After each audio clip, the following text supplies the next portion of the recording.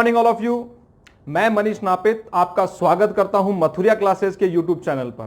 तो students, last class में हम डिस्कस कर रहे थे कैलेंडर। अच्छा, और लास्ट क्लास में हमने कॉन्सेप्ट क्या डिस्कस किया था? अगर वर्षों में अंतर एक साधारण वर्ष का है तो एक दिन जोड़ते या घटाते हैं। अगर वर्षों में अंतर एक लीप वर्ष का है तो 2 दिन जोड़ते या घटाते हैं। चलिए आइए तो इस पर आधारित न्यू और अपडेटेड आगे के क्वेश्चंस हम देखते हैं। जैसे देखिए, यदि 1 जनवरी 1921 को सोमवार है तो बताइए 1 जनवरी सन 1942 को कौन सा वार होगा? आप इस क्वेश्चन में एक चीज देख पा रहे हैं, डेज इक्वल है, मंथ इक्वल है, जो डिफरेंस है वो हमारा ईयर्स में है।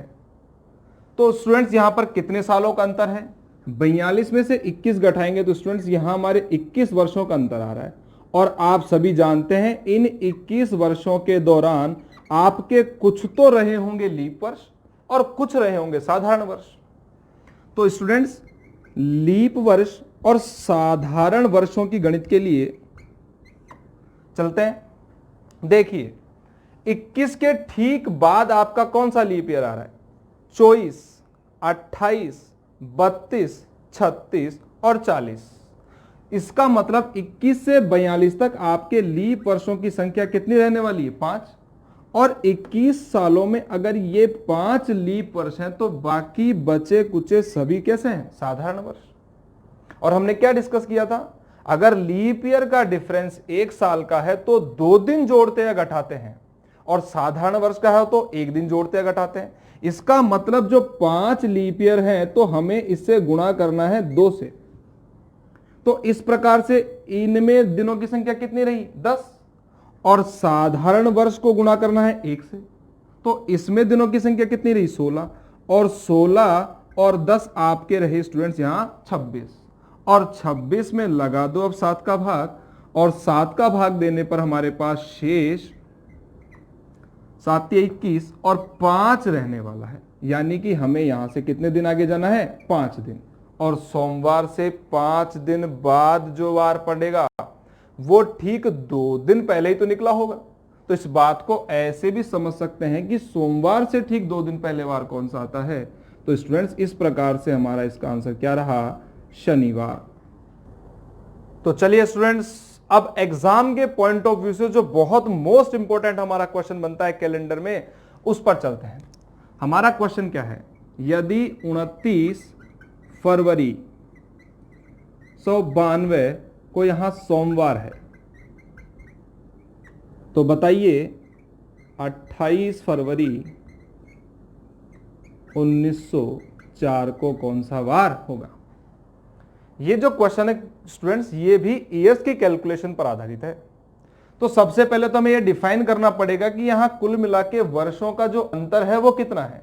और 92 से 4 तक कुल मिला के वर्षों का अंतर रहा हमारे 12।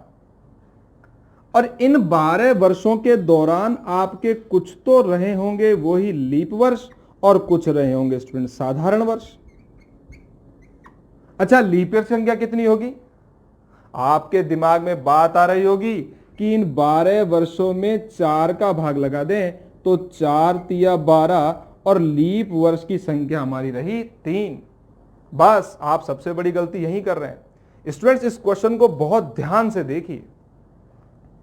मानता हूं 92 एक लीप ईयर है। क्यों? लास्ट के 2 अंकों को अगर 4 से पूरी तरह भाजित किया जाए तो लीप ईयर बन जाता है। तो स्टूडेंट्स, 92 एक लीप ईयर है और इसमें पड़ने वाली फरवरी में दिनों की संख्या कितनी है? 29। लेकिन ये वाला जो दिन है ये तो काउंटिंग के बाहर हो गया। तो जो हमारा ये 1892 वर्ष रहा ये लीप ईयर की काउंटिंग में नहीं आएगा। इसके ठीक 4 साल बाद जब हम चलते हैं तो 1896 जो कि एक लीप ईयर बनेगा। और इसके भी ठीक 4 साल बाद आप जैसे ही जाते हो स्टूडेंट तो यहां आने वाला है 1900 ना कि 2000। तो स्टूडेंट, और 1900 में 4 का नहीं देंगे 400 का भाग, क्योंकि ये बात हम बहुत पहले पढ़ चुके हैं कि लीप वर्षों की गणना करते समय वर्षों में तो 4 का परंतु शताब्दी में 400 का भाग देते हैं। इसी आधार पर यह वाला वर्ष हमारा लीप ईयर नहीं रहा। और ठीक इसके 4 साल बाद 1904 बिल्कुल लीप ईयर है, लेकिन क्या इसकी 29 फरवरी काउंटिंग में आ रही है? तो स्टूडेंट्स इसमें की 29 फरवरी हमारी काउंटिंग में नहीं आ रही। इसका मतलब ये वर्ष भी लीप ईयर की काउंटिंग के हो गया बाहर। तो आप देखिए इन 12 सालों में जो ये वर्ष थे ये हमारी लीप ईयर की काउंटिंग के बाहर हो गए। तो हमारे पास 12 वर्षों में लीप ईयर कितना रहा? 1। 12 में अगर 1 लीप वर्ष है तो साधारण वर्ष कितने रहे? 11। और वही बात, अगर 1 लीप वर्ष का अंतर है तो 2 दिन जोड़ते या घटाते हैं। इसका मतलब इसे हमें गुणा करना है 2 से। और अगर साधारण वर्ष का अंतर होता है तो 1 दिन जोड़ते या घटाते हैं, तो इसे गुणा करना है हमें 1 से। इस प्रकार से 11 दिन तो ये और हमारे 2 दिन ये रहे। और इस प्रकार से टोटल नंबर ऑफ डेज आ गए हमारे 13। तो उसमें लगाओ 7 का भाग और निकालो शेष। तो हमारा स्टूडेंट यहां शेष कितना रहा? 6। और आ जाइए उसी गणित पर। यहां से 6 दिन बाद जो वार पड़ेगा वो ठीक 1 दिन पहले वाला होगा। तो स्टूडेंट सोमवार से 1 दिन पहले वाला वार क्या होने वाला है आपका? रविवार। तो स्टूडेंट्स लास्ट वाले क्वेश्चन में आपने बिल्कुल फोकस किया होगा कि मैंने लीप ईयर्स की गणना करते समय 4 का भाग नहीं दिया था। वो इसीलिए नहीं दिया था कि क्योंकि कई बार ऐसे क्वेश्चंस बनते हैं जिनमें वो लीप ईयर्स पूरे कैलकुलेट सही नहीं होते हैं। तो आपको ये वीडियो ध्यान से देखना है। तो स्टूडेंट्स चलिए जो हमारा क्वेश्चन था उसी में थोड़ा सा और अपडेटेड और आगे नंबर ऑफ ईयर्स का जो ज्यादा डिफरेंस होता है उसका एक क्वेश्चन लेते हैं। जो हमारा यहां 1904 था, हमने इसको कर दिया भाई 2004। और अब ध्यान दीजिए, तो 1892 से लेकर 1900 तक 8 साल तो ये, और 1901 से लेकर 2000 तक कुल मिलाकर हमारे पास वर्ष पड़ेंगे 100। और स्टूडेंट 4 साल हमारे 2004 तक के। तो इस प्रकार इसमें कुल मिलाकर जो वर्षों का अंतर है वो 112 सालों का रहा। और वही इन 112 सालों के दरमियान इनमें कुछ तो लीप वर्ष रहे होंगे और कुछ रहे होंगे आपके साधारण वर्ष। और अब आप वापस वही गलती कर रहे होंगे। 112 में अगर आप 4 का भाग लगाकर लीप ईयर्स की काउंटिंग कर रहे हैं तो जरा ध्यान दीजिए, 4 दूनी 8, 3 उतार लिया हमने 2 और 4 अट्ठे 32। यहां लीप ईयर्स की संख्या निकलकर कितनी आ रही है? 28। क्या ये 28 सही है क्या? तो जरा आइए स्टूडेंट, जो एक्चुअल कैलकुलेशन वाली हमारी ट्रिक है या मैथमेटिक्स जो कहता है उसके आधार पर चलते हैं। देखिए 92 एक लीप ईयर है, बिल्कुल सही है। और वही बात सर 29 फरवरी आ रही है लेकिन ये काउंटिंग में नहीं आ रही, तो बच्चों 1892 वाला लीप ईयर नहीं होगा। इसके बाद एक लीप ईयर आएगा हमारा 1896 का। उसके 4 साल बाद में 1900 पड़ा जो कि एक लीप ईयर नहीं है। ये बात हम पढ़ भी चुके। तो यहां तक केवल आपके लीप ईयर संख्या रही 1। और हम सभी जानते हैं 1901 से लेके 2000 तक इन 100 वर्षों में लीप ईयर्स की संख्या रहने वाली कितनी है? 25। क्यों? क्योंकि 2000 एक लीप शताब्दी वर्ष है। हम जानते हैं कि लगातार 100 वर्षों में लीप वर्ष 24 होते हैं। चूंकि एक लीप शताब्दी वर्ष है इसीलिए यहां एक ज्यादा होगा। और 4 क्या ये काउंटिंग में आएगा? नहीं, क्योंकि यहां 29 फरवरी का जो दिन है वो काउंटिंग में नहीं आया। तो स्टूडेंट इस प्रकार से इस क्वेश्चन में लीप ईयर्स की कुल संख्या निकलकर कितनी आई? केवल 26। और 112 सालों में से अगर 26 आपके लीप वर्ष हैं तो साधारण वर्ष 12 में से 6 गया तो 6 और 10 में से 2 गया तो रहे आपके 86। और हमने भी पढ़ा थोड़ी देर पहले, अगर एक लीप वर्ष का डिफरेंस आता है तो 2 दिन जोड़ते या घटाते हैं। इसका मतलब हमें लीप वर्षों को गुणा करना है 2 से। तो इसके दिन आ जाएंगे 26 दूना 52। और साधारण वर्ष का डिफरेंस आता है तो गुणा करना है 1 से। तो इसके दिन कितने रहे हमारे 86। और इस प्रकार से कुल दिनों की हमारी संख्या रही 6 और 2 8 और 8 और 5 13 138 और हमें लगाना है 7 का भाग और 7 एकम 7 बचा आपका 6 और 7 नाम 63 और रिमाइंडर कितना रहा भाई यहां शेष हमें प्राप्त हो गया स्टूडेंट यहां 5। तो स्टूडेंट्स इसमें हम 5 दिन ऐड कर देंगे या 2 दिन घटा देंगे। तो स्टूडेंट्स सोमवार से 2 दिन पहले वार कौन सा आएगा आपका शनिवार। तो देखा आपने। अगर तो हम ध्यान देने वाली बात स्टूडेंट्स यही है कि 112 सालों में हमें 4 का भाग लगाकर लीप ईयर्स की काउंटिंग नहीं करनी है। आप जब कभी भी एग्जाम में क्वेश्चन आए तो उनको हमेशा आपको काउंटिंग के पैटर्न से ही चलना है। फ्रेंड्स अब चलते हैं हमारे कैलेंडर के अगले कॉन्सेप्ट पर जो रिलेटेड है हमारे शताब्दी के प्रथम दिन और अंतिम दिनों से। तो देखिए शताब्दी के प्रथम व अंतिम दिन निकालना।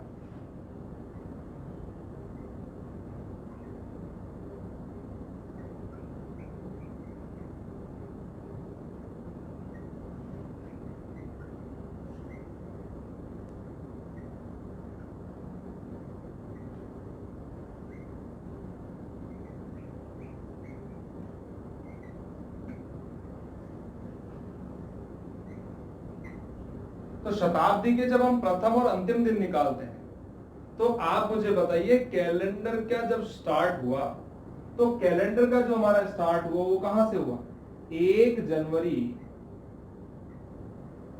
01 से और यहां कौन सा वार बना सोमवार। अच्छा अब एक इंपॉर्टेंट बात यही ध्यान दें यहां से कैलेंडर की स्टार्टिंग है तो तारीख हमारी स्टार्ट हुई मंथ्स हमारे स्टार्ट हुए ईयर्स हमारे स्टार्ट हुए सप्ताह हमारे शुरू हुए। तो स्टूडेंट्स यहां शताब्दी का प्रारंभ भी हो गया और इसी आधार पर जो शताब्दी का पहला वार बना वो पहला वार कौन सा बना हमारा सोमवार। अगली शताब्दी में चलते हैं तो अगली शताब्दी 1 जनवरी 101 को कौन सा वार। अब ध्यान दीजिए मैं ऐसे क्वेश्चन अभी थोड़ी देर पहले ले चुका हूं। तारीखें समान है महीना समान है अंतर केवल आपके वर्षों में और यहाँ कितने वर्षों का अंतर स्टूडेंट्स वही 100 वर्षों का। इनमें आपके कुछ तो होंगे लीप और कुछ होंगे आपके साधारण। और आप ये बात भली भांति जानते हैं कि लगातार 100 वर्षों में लीप वर्षों की संख्या 24 और साधारण वर्ष कितने रहे हमारे थे 76 और लीप वर्षों को हमें गुणा करना है 2 से और साधारण को करना है 1 से। इस प्रकार 24 गुना 48 दिन तो लीप के और 76 एकम 76 दिन रहे आपके साधारण। इनको जोड़ने पर 124 हमारी रही कुल दिनों की संख्या 7 का भाग दे देंगे और इस प्रकार हमें शेष प्राप्त हुआ कितना 5। और थोड़ी देर पहले हमने पढ़ा था जो वार सोमवार के 5 दिन बाद है वही वार सोमवार के 2 दिन पहले।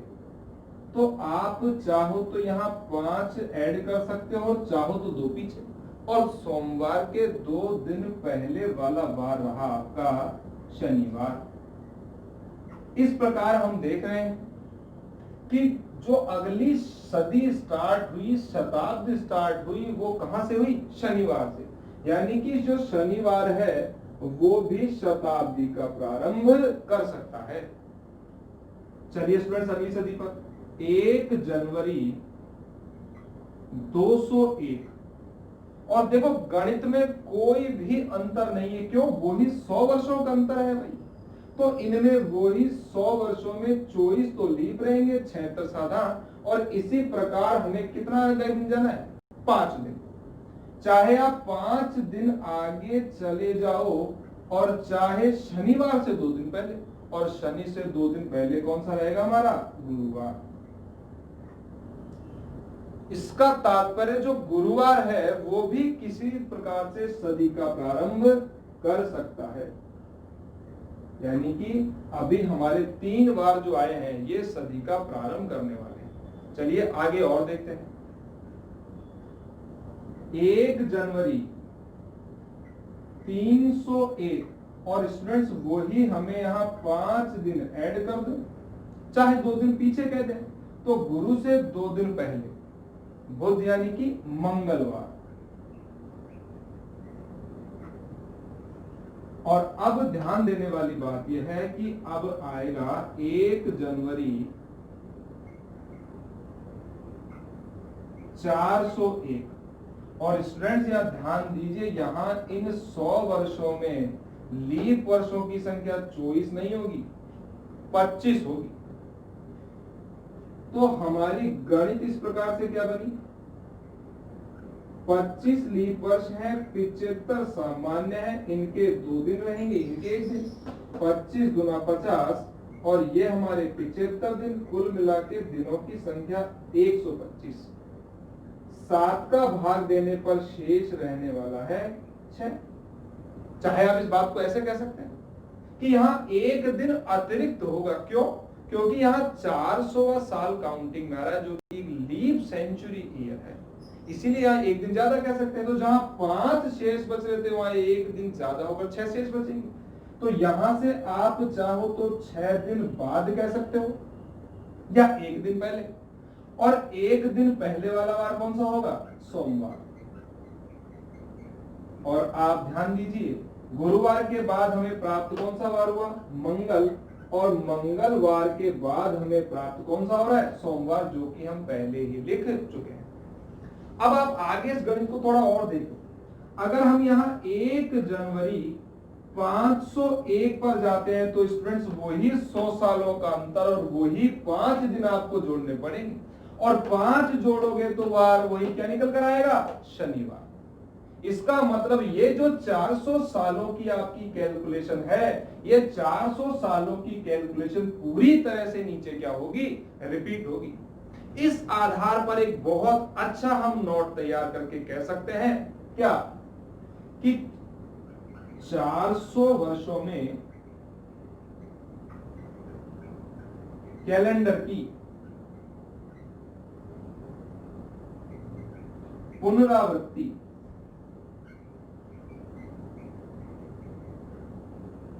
होती। यानी कि अगर हम 400 सालों के कैलेंडर हमारे पास है तो फिर आगे हमें किसी प्रकार के कैलेंडर की जरूरत नहीं है। वही 400 सालों के जो कैलेंडर हैं वो अगली सदियों में बिल्कुल ऐसे के ऐसे ही क्या होते हैं? रिपीट हो जाते हैं। अब जरा ध्यान दीजिए, तो अगर आपसे एग्जाम में पूछा जाता है बताओ शताब्दी के प्रथम दिन कौन से होंगे, तो आप ध्यान दीजिए, सोमवार, शनिवार, गुरुवार व मंगलवार किसी शताब्दी का प्रथम दिन हो सकते हैं। आगे ध्यान। अच्छा, अब जरा अंतिम दिनों पर चलते हैं। तो मुझे बताइए, इससे ठीक 1 दिन पहले वाली तारीख क्या होगी? इससे ठीक 1 दिन पहले तारीख आई होगी आपकी 31 दिसंबर 100। और वार कौन सा रहा होगा यहां? शुक्रवार। और अब ध्यान देने वाली बात आ रही है, पहली सदी आपकी शुरू हुई 1 जनवरी 1 से और खत्म हुई 31 दिसंबर 100 पर। यानी कि ये जो आपको डे दिखाई दे रहा है, ये पहली सदी का क्या है? अंतिम दिन है। तो इन दिनों को तो हम कहने वाले हैं भाई प्रथम दिन, और स्टूडेंट्स हम अंतिम दिन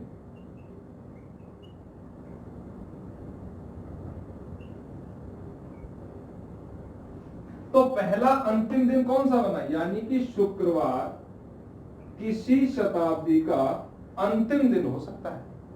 इसी आधार पर इससे ठीक 1 दिन पहले 31 दिसंबर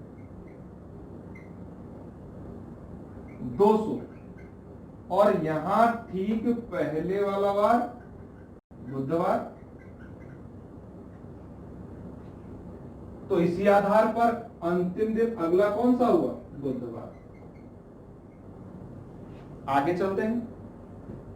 इससे ठीक एक दिन पहले 31 दिसंबर 300 और मंगलवार से ठीक पहले आता है आपका एक दिन सोमवार, यानी कि सोमवार भी किसी शताब्दी का अंतिम दिन हो सकता है।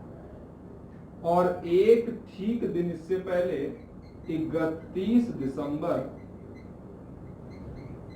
400, सोमवार से ठीक पहले कौन सा आता है?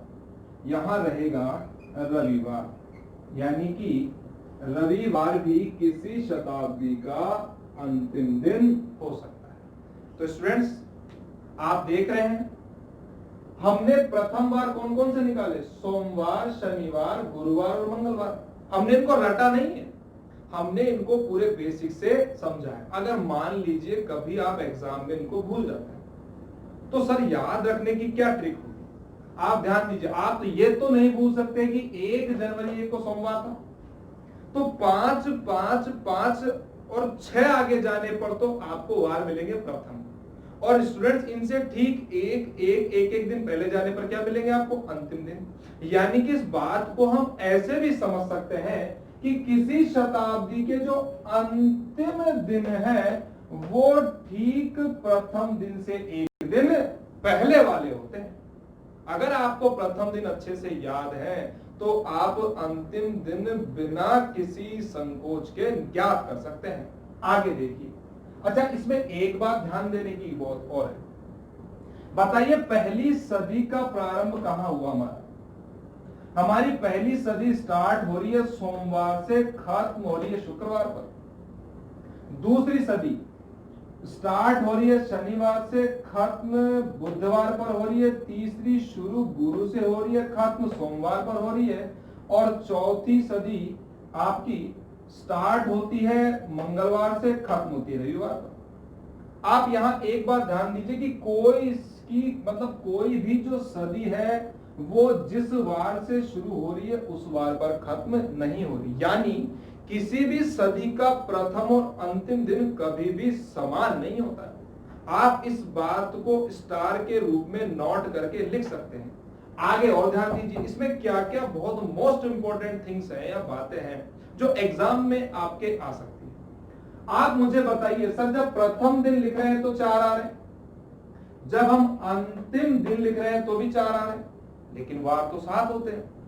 तो सर इसका मतलब जो एक वार है वो आपके दोनों में आ रहा है। इसका मतलब सोमवार, स्पेसिफिक नोट लगाकर लिखिए कि जो सोमवार होता है वो किसी शताब्दी का प्रथम दिन भी हो सकता है और किसी शताब्दी का अंतिम दिन भी हो सकता है। परंतु मैंने कहा किसी शताब्दी का प्रथम और अन्य किसी सदी का अंतिम दिन, एक ही शताब्दी के प्रथम और अंतिम दिन कभी भी समान नहीं होते हैं। तो बच्चों, आपने देखा, प्रश्नों को रटना नहीं है, आपको हमेशा प्रश्नों को समझना है ताकि आप एग्जाम में किसी प्रकार के जब क्वेश्चंस आते हैं तो उनको पूरा अच्छे से डील कर सकें। और आगे आने वाले वीडियोस में इस कैलेंडर पर आधारित ही बहुत अच्छे कॉन्सेप्ट, जिनमें वर्षों में महीने समान होते हैं, वर्ष समान आते हैं, डायरेक्ट वार ज्ञात करने वाले प्रश्न हैं, उन पर आधारित वीडियोस हम देखेंगे। और इस वीडियो पे अगर आपको ये वीडियो अच्छा लगा हो तो आप प्लीज़ शेयर, लाइक और सब्सक्राइब करें हमारा यूट्यूब चैनल। अगर आप चाहते हैं वीडियोस लगातार आपके नोटिफिकेशन बॉक्स में आए तो आप प्ले स्टोर पर जाकर मथुरा क्लासेस के ऐप को भी डाउनलोड करें। धन्यवाद।